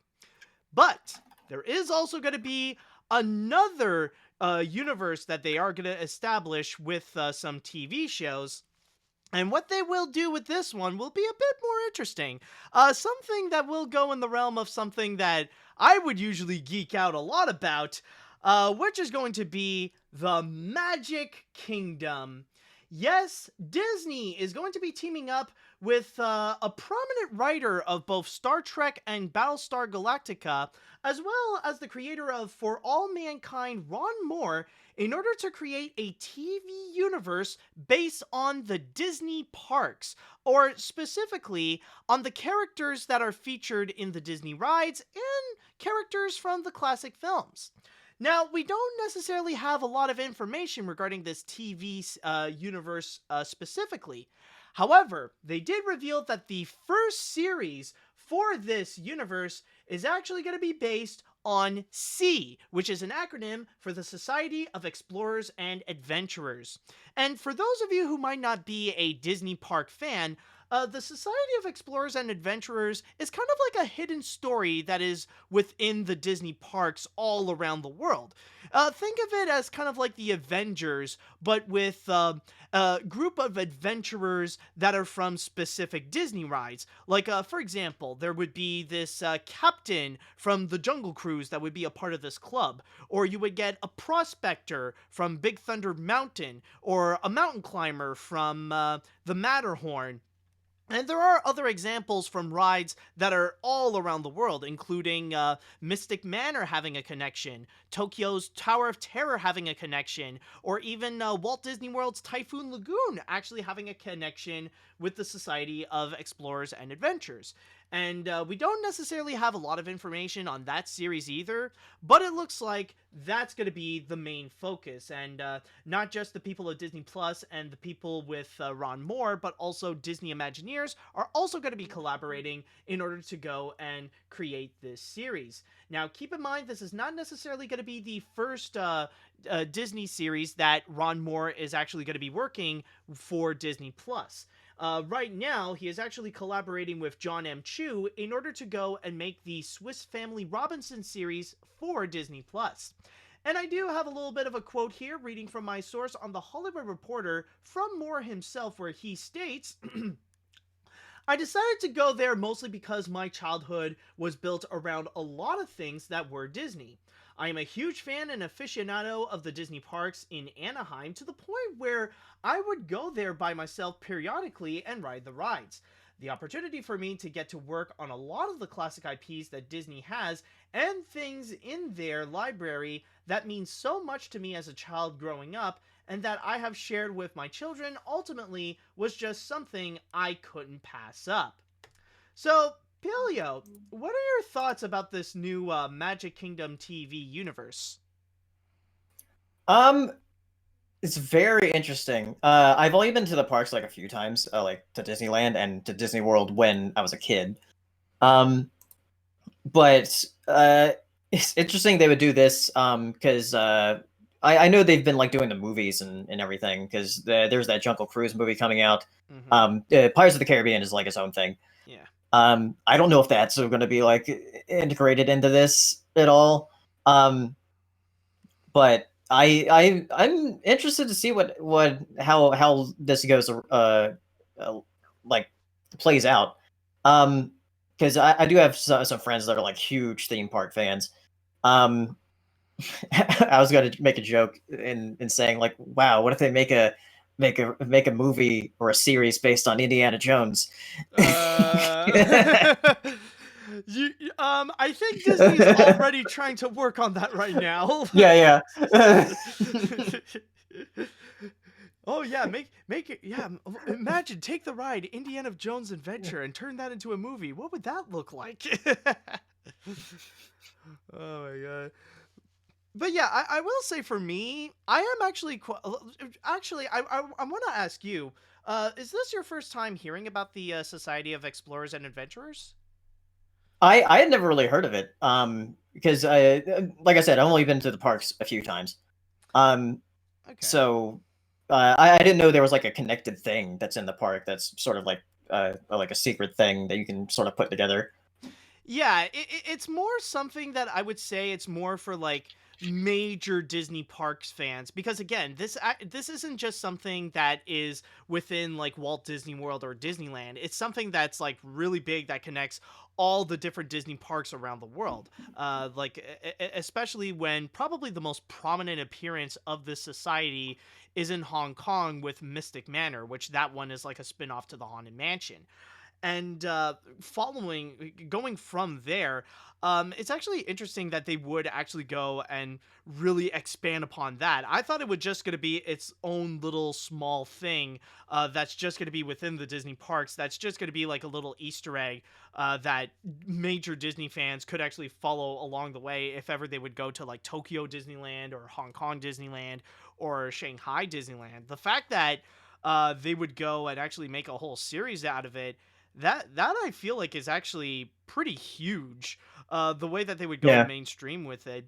But one thing I will say, however, is that I wouldn't be surprised if the way that they're going to start things off, they're not going to go too big, like not go deep into the lore that it has already been established with stuff like Mystic Manor or Tower of Terror and stuff like that, because they got to go and try to find a way to appeal to newcomers as well. Like someone like me won't be getting into this series the same way as you would get into the series. So the way that I can imagine is that they'll probably start things off by establishing characters from the rides that everybody knows. So like the example that I brought Yeah. up, they're gonna do, they're gonna bring in people from the Jungle Cruise and the Matterhorn and Big Thunder Mountain, and just start from there, and then explore a little bit from like other sections of the park. But I will say one thing that I am curious, and you did bring it up actually. Will there be a way that they would connect the movies as well, or will they be their own separate entity? That would be a Yeah. curious thing to see, because one thing I will say, I know that for years, decades even, Disney always wanted to try to find a way to turn like the Disney parks, like either Disneyland or the Magic Kingdom, and turn that into a TV show. I think back in the 90s, they wanted to try to do an animated series based on the Disney park characters. And then there was, at one point, Jon Favreau wanted to make a Night at the Museum style movie with the Hmm. Magic Kingdom. But now this seems to be like a new attempt where they want to try to really bring new life to the Disney park characters. I know that this is something they want to do for a long time, and I want to know how far are they really going to go with this, and are they just going to go with the more adventurous type of stories, or will they also really connect to the major rides? Like, will there actually be a connection to something like Pirates of the Caribbean or the Haunted Mansion onto Sea? And technically, some people could debate that there already is, because like if you look up the Society of Explorers and Adventurers, you will find Disney park YouTubers that will make major connections with like a variety of different rides. In fact, like no joke, that Indiana Jones ride actually might have a bit of a connection with the Society as well. So that's going to be my biggest question, is just how broad are they going to go in terms of like which rides are going to be connected to this, and which ones are they going to go first before fully going into the lore that the Disney park fans already are familiar with. Hmm. So yeah, it does seem interesting. I don't know like how that's going to fully work out, but it also does bring up a good question. Like if they like what, like considering that this is going to be a part of a big Magic Kingdom TV universe, for you, Paleo, is there anything that you would want to see from this TV universe? Like if you would include more new shows, what would you like to check out? Because everything that's described with Jungle Cruise and Matterhorn and the Thunder Mountain, like those seemed more like adventurous type, I guess, like series or movies. But it'd be interesting if they did something with Space Mountain. Like Space Mountain's my favorite ride Oh in Disneyland. yes. Yeah, that would be true. I think I did hear like they want to make a Space Mountain movie actually. Like they're trying to do like a new like it's like way early in production, but there are talks right now that they want to try to make a Space Mountain movie and a Haunted Mansion reboot, I believe. So like Yeah. that's going to be happening. And also it would be interesting if those movies as well would actually would actually connect with this universe. If they're like this, technically they're saying it's a TV universe, but maybe they could also make a bunch of movies as well that could appear on the big screen that could have a connection. Yeah. But yeah, like who knows? Maybe maybe there could be some kind of connection with Space Mountain. Anything else? Any other connections you could think of? I'm not thinking of anything. But it'll be interesting to see. Okay, I think I actually do have one, and it might sound stupid, but I would honestly be down, like because I definitely like, I really love this ride, and I want to see I want to see this have a second chance. I want to see if they could do a TV series or another movie with the Country Bears.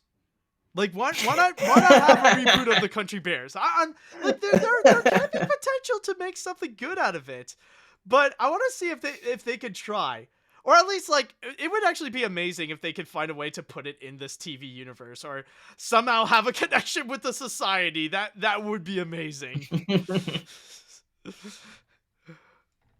But yeah, but so far it seems like it's really early in the talks, but as a major Disney fan, as a Disney fan, and especially a Disney Parks fan myself, I think this is definitely going to be something I will be keeping an eye on to see what more are they going to do, and how much more are they really going to explore the society of explorers and adventurers. So for me, this already caught my attention. Yeah, and for you, even if you're not that big of a Disney Parks fan, would you be interested in checking it out? Yeah, I mean, definitely. I haven't been to the parks much, but I always love it when I'm able to. So. Oh yeah, I mean, let's be honest, who wouldn't? All right, so I think with that said, let's go into the chat wall, and I would like to ask you all, how do you feel about this Magic Kingdom TV universe? Are there some shows that you would be looking forward to and see what they would do with it? And what do you also think about the Society of Explorers and Adventurers and turning that into a series? Let me know what you all think on that. Okay, so let's see. I never knew that Disney wanted to make a movie or a TV show based on the Magic Kingdom. Maybe this will stand out from the other cinematic universes, but maybe I'm wrong. That's just my theory. I just hope that they might add in some Disney characters like Mickey Mouse, Peter Pan, Winnie the Pooh, or the Disney princesses that might connect to the society. Hopefully this is TV exclusive. This TV exclusive will be magical or non-magical. Well, I mean, they did state that they will try to find a way to include the classics, like the classic characters as well, so maybe they will find a way, but for now it seems like the focus is going to be on original characters exclusively from the parks. And you know, actually, I just realized something. They actually did make this at the perfect time, because with the update for Splash Mountain, they don't have to deal with that anymore. Oh yeah, and they don't have to have concerns. That was already based on a movie, so like I guess they wouldn't like use stuff that's based on movies, because like the Indiana Jones thing. Yeah, that is true, but well, then again, they did state that they are bringing in characters from classic films as well. They just want to double check if they said it already, if it is, because I remember they've written down like characters from the franchise and classic. Yeah, for the group of explorers. What is it? Okay, yeah. No, I read that somewhere. I swear, I did read that somewhere, that they will be including characters from like both the rides and their classic films. So, like, I think like with the announcement about Splash Mountain, they dodged a bullet for that. Yeah. Anyways, let's go back to the comments. I have been thinking of Disney making an Inside Out style attraction at Disneyland, where characters from Disney or like a movie, an Inside Out style movie with characters from the Disney parks, where you got characters from the Disney rides, including Bing Bong coming to life. Interesting concept, kind of like an Inside Out movie. What I am looking forward to the most is going to be Raya coming out next week. Yep, that is true. That's going to be coming out soon. Let's see now. I absolutely love the Magic Kingdom, though let's be fair, who flippin' doesn't? So I am definitely hyped for this. I will say, though, that I hope all these shows will be less like the Eddie Murphy Haunted Mansion movie and more like the first Pirates of the Caribbean. But if there's going to be a series based on an individual ride and attractions, then I gotta say, they gotta have a field day with the Happily Ever After fireworks show. Yeah, I don't know how they could actually do that, but that could be a way. I mean, that would be ambitious to do a whole series based on a fireworks show. Anyways, oh boy, someone's a little angry. To me, all I could say is, really? Really? Is that the best original idea you got? So you decide to have a show based on a freaking park. By the way, to be honest, showing around the park for newcomers is a good idea. I have another original idea. A candy god trying to stop a girl from turning the world into vegetables. Is that... it is a video game for the PlayStation that... and have Universal as the publisher. I also have plans to make a franchise. Okay.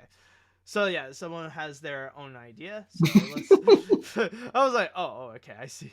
Anyways, consider me hyped. I love going to the Disney parks, so the idea of a shared universe of TV shows sounds awesome. The S.E.A series sounds very interesting, and it sounds like a fun adventure team series. It sucks that it's just Magic Kingdom, because I would love to see Figment rock with Aerosmith. Still excited. That would be pretty epic. But, well, no, I mean, like I said, with the Society of Explorers and Adventurers, it actually does connect to different attractions, not just at the Magic Kingdom, but in different places at the Disney parks. I mean, even the Tokyo Tower of Terror ride, that's not at their Magic Kingdom. That's in Tokyo Disney Sea. So it's not like technically with the Magic Kingdom, that's just a term that they want to use to describe the Disney parks in general. It doesn't necessarily mean that it's just confined to the Magic Kingdom. Let's see what else. I think I'll read one more comment before we jump into the next one. Let's see. Do we have any other one? No, wait, no. I see a lot of them just repeating. It's just like the same one again and again and again. Let's see. This could be worrying, but also intriguing. When I was younger, I did want to see an adaptation of the Enchanted Tiki Room attraction, either as a movie or a series. With this announcement, it's a high possibility. If it's successful, I hope an Animal Kingdom universe is next, because that's my favorite park. Quick question, would the Magic Kingdom universe be in live action, fully animated, or a mixture of both? Well, for universe, it's going to be live action. So far, we have only known about one animated cinematic universe, and that's just the Lego movie, and that's pretty much it. So I think generally they'll just stick to live action as a universe and nothing else. I can't really imagine them mixing animation with live action for their stuff.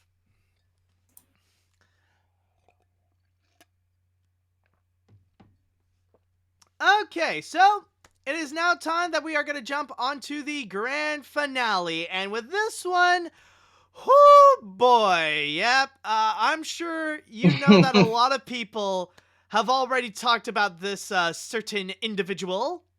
But rarely enough I actually talk about it here in my podcast. But then again, this week, this person made massive headlines all around social media.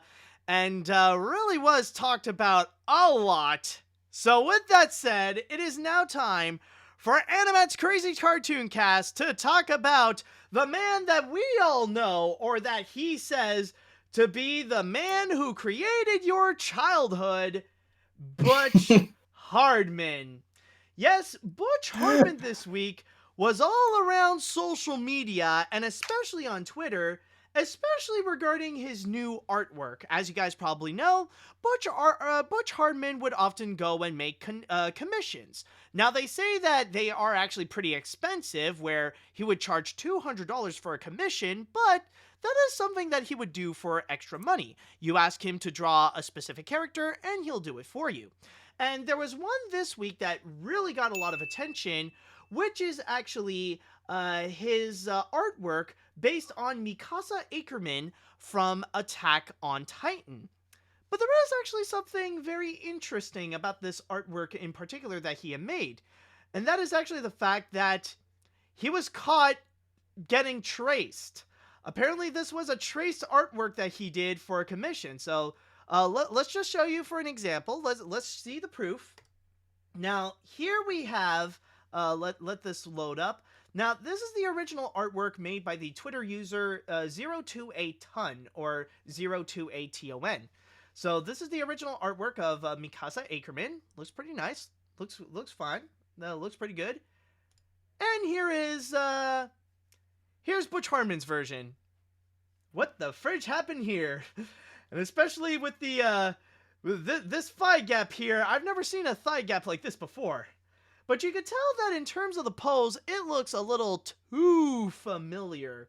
This looks a bit too close to what was originally done by 028 Ton.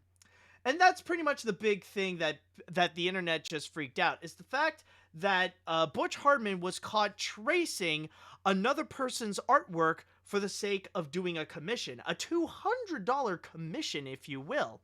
And thus from there, people were pretty much calling him out from left to right. And also it is very much interesting to note that this is actually not the first time that Butch Hartman was actually caught tracing another person's artwork for the sake of a commission. Last year in July, here's a little quick video on Twitter from Daft Pina, where he actually caught Butch Hartman, where he did a commission of Ranchan, and it was discovered to be, once again, completely traced. So that's pretty much the big news about it, is that yes, once again, Butch Hartman has to resort to tracing in order to make his commissions. So, Paleo, what do you think about this little mess that Butch Hartman has himself in? It's like he just looked up an image and like it's the first one that came up. It was like, oh, okay, and then just like drew it. Without like looking to see if like it was like an original artwork or not. Like at least if you're gonna trace, use official artwork, not someone's fan art. Yeah, that is especially true. But one thing that I gotta say is this is kind of like, it's hilarious, but there's also something sad at the same time, because the thing is, Butch Hartman is the last person to go and actually trace someone else's artwork, especially for a freaking commission. Because here's the thing, I know there is a huge debate about tracing in general, and if that's something that people should do or should not do. Like, that is a bit of a taboo subject. But the thing is, with Butch Hartman, he's already an established artist. He already created an established art style that is distinctively his own. Not to mention that he's an animation veteran. So this dude has no reason to go tracing other people's artwork. And especially, like, with the result that you got here, like, even if it's traced, like, that artwork that he has done is just, yeesh. That, like, even the style itself, it's not good. It's like, what happened? I understand, like, that like, you couldn't make it, like, slightly different, like, having it as a reference, like, even the hair is the same. Yeah, it's not just the same, it's just somehow, like, it's also worse. Like, his own original touch to it, it's just not appealing. And that's the weird thing about it. It's just like, how is it that his artwork completely downgraded? I understand that Butch Hartman, like, like recently when he would put up his art style, like, it's a lot more different than like what we would be used to with Fairly Odd Parents and Danny Phantom. But it's just nowadays you look at it, it's like, what is this? This is like, what happened to your art? Ugh. It's like, why didn't you not do it in your style? Like, it doesn't make any sense. Yeah, exactly. And that's kind of the major thing with the fact that he's doing commissions for his art. Like, you'd think that if you would go and commission Butch Hartman some kind of artwork from him specifically, you'd expect, like, I wouldn't be surprised if the person who did the commission, he would ask for Butch Hartman to make, like, Mikasa Ackerman to be in the style of something like from Fairly Odd Parents or Danny Phantom. Not something like this. It's just, you look at this and it's like, it's not terrible, but for someone like, for someone in Butch Hartman's stature, you'd expect something way better. It's just, yeah. Ugh. And like, Attack on Titan has like been I guess in the forefront again because the final season's airing right now. So like, do you think people wouldn't find out? Like, Mikasa, it's like one of the most popular anime characters right now. Yeah, exactly. The fact that people are really hyped up for the grand finale of Attack on Titan, which is probably partly the reason why the person suggested Mikasa to Butch Hartman, is because of that whole hype. And then, like, you see the artwork and a lot of people will notice, wait a minute. And especially the fact that he probably didn't do his research, and that, like, this artist right here, is probably a highly beloved artist. Like just to quickly check out 028 Ton, yeah, like already has around like close to 40,000 followers on Twitter, already established as a pretty prominent artist, and has done a lot of like really beautiful artwork from what I see. Like this is the recent one that this individual has made. Yeah, like this is beautiful. Like already made his own artwork, already their own art, already established their own art style. It's like what are you like? What is Butch even doing? Trying like even just like the idea of tracing. And by the way, just out of Yeah. curiosity, in your opinion, do you think the artwork that Butch Hartman has done, does it validate charging $200 for it? No, I don't think so. Like, but let's say if it were in the like, let's say if he actually Like would I understand because like he's a more prominent figure, so like he has to have like some kind of uh uh like limit on commissions. So I kind of understand that aspect, but it's Butch Hartman, so like he's been in like so much controversy like over the past few years. Like I don't know why anybody would commission him yeah, except for a joke. oh yeah, probably. It's kind of oh my god, I just got a crazy idea. I like if there is one commission that we would ask him to do, like just as a joke, like I like if I would have to give him $200, I would commission him for an artwork of Pie Guy Rules. Just make either either Pie Guy Rules or LS Mark. Just have him just have him do I think Alice Mark actually did commission him something before. no, but like a commission of drawing like those YouTubers specifically. Like, just make that artwork. Just to have the irony of it all. Just to see if he would even accept it to it. But yeah, it's like ever since he quit Nickelodeon, it's just everything tumbled down for Butch Hartman. It's just like somehow when he quit Nickelodeon, it's also like he quit his reputation, and just like everything just like collapsing in itself. I just saw Saber in the chat. He said, "Mark and Pie Guy kissing. Commission that from Butch Hartman." Oh, I think at this point now someone is gonna try that out. Just like commit. Just like yeah. Can we have this shipping? Just LS. Can we have a nice little shipping of LS Pie? Oh my god. Don't ship real people though, please. Yeah, no, that's that. Yeah, please don't do it. It just makes it awkward and weird. I think that's probably a big lesson that the internet has entirely learned for the whole Septiplier scenario. So at least we have that. But overall, it's just like it's kind of crazy seeing this downfall of Butch Hartman, and even this week, it pretty much gave us a big lesson that. It's hard to imagine what Butch Hartman can do right, because it's like everything he tries to do, he just fails at. Right now, he fails at as an artist because he's caught tracing by doing in order to make commissions.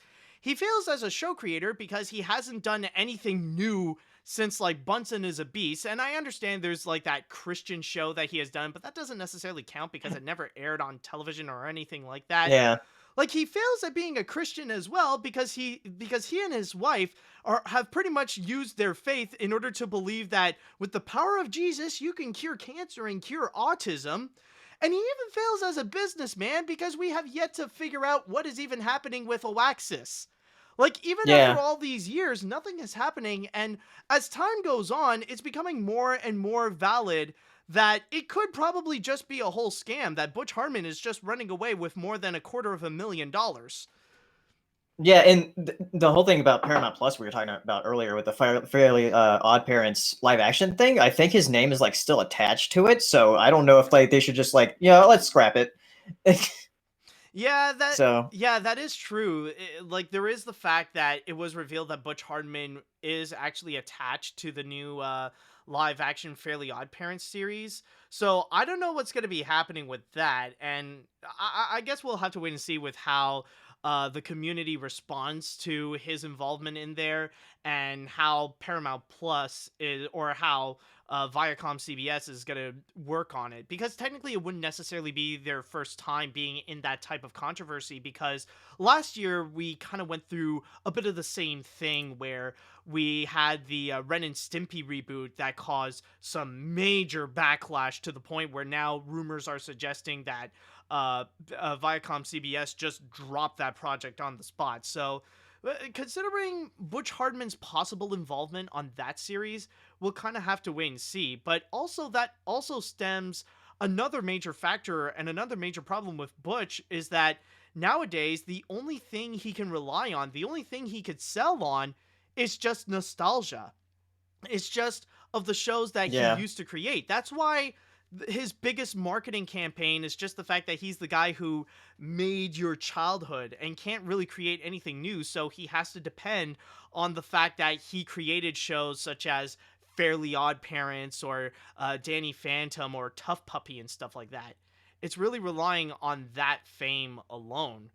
So yeah, I don't know if it's just that with what happened to him this week, it's hard to really imagine if Nickelodeon, or if ViacomCBS is still willing to go and keep him on board for that Fairly Odd Parents series, because yeah, it just goes to show this is just another example, or one of many examples, of the problem with Butch Hartman. Yeah.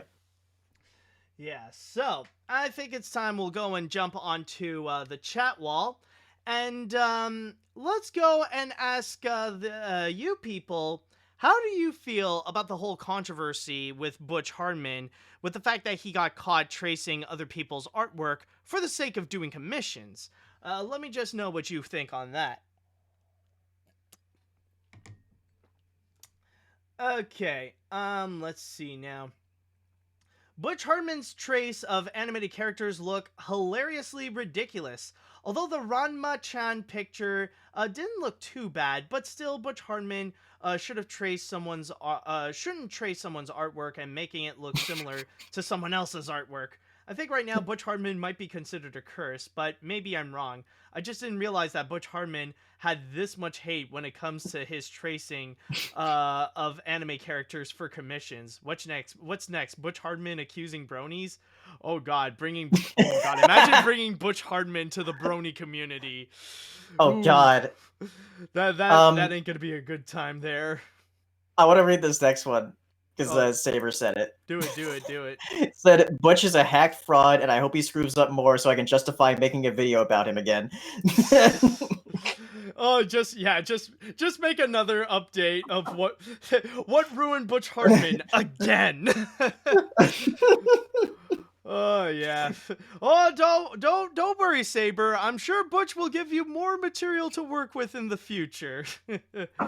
It's pretty much like me waiting for more updates on the whole Legends of Oz controversy. I'm still getting a bit more, but it's just waiting until the big moment that I could finally unleash to tell you all the crazy court things happening with that whole controversy. I think even this week I just got a brand new I just got an email updating on a new lawsuit that is happening with one of the people who worked on Legends of Oz. So that's still a thing that is going on.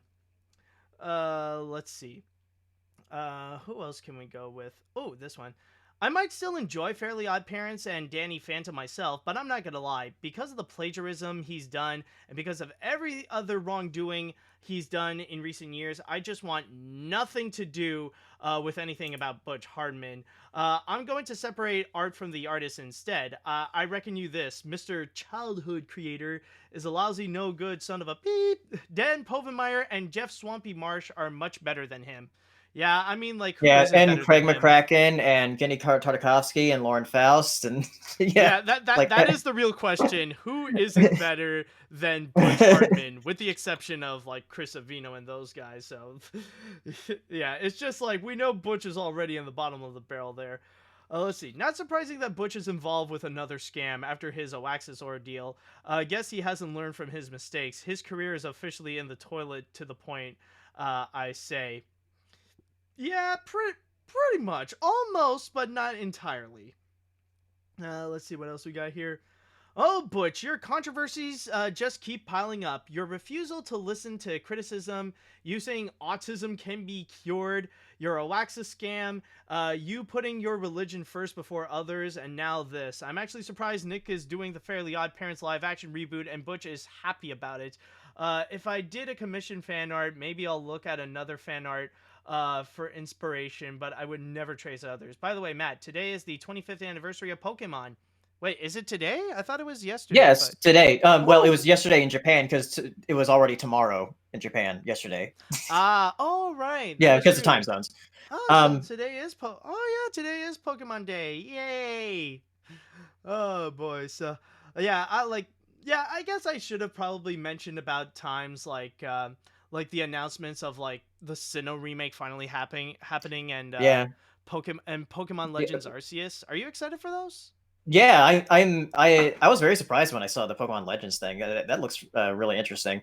Yeah, And more of Pokemon Snap. I'm excited for Pokemon Snap, and that's coming out in April. Oh, So that'll be absolutely. fun. Me too. Me too. I'm definitely excited for that. And I gotta say, like, I don't know if I'm in the minority on this, but I actually do find Pokemon Legends to be more interesting than the Sinnoh remake. It actually like we got a Yeah, new like me original too. series, and on top of that, the way that they're presenting it, like I don't know how the combat system is going to work, but the fact like you could just be in an open world and you could just catch Pokemon from there, like throw Pokeballs and stuff like Yeah. that. That intrigues me. That I want to know more about. Let's see. What else do we have here? Do we have...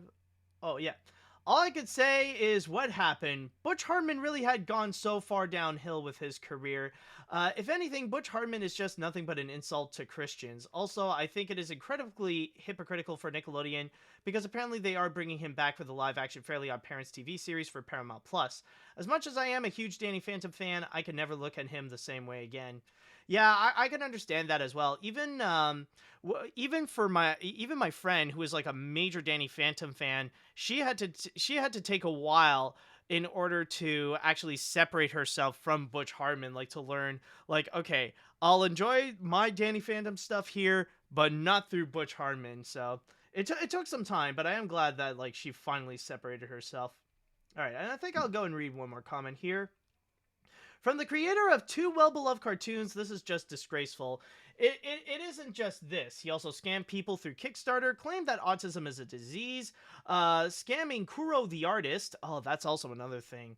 Oh yeah. Yeah, how is that? Yeah, any updates on the lawsuit that's going on with that? Or I don't know. I haven't kept up with it. yeah, that is true.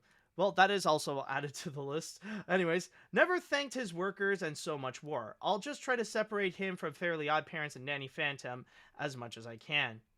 Yeah, I think that's all. That's the best thing we can do. All right, so with that said, I think that shall do it for this episode of AniMat's Crazy Cartoon Cast. And Paleo, I just want to say thank you so much for joining me on this. It has been a great pleasure having you on board.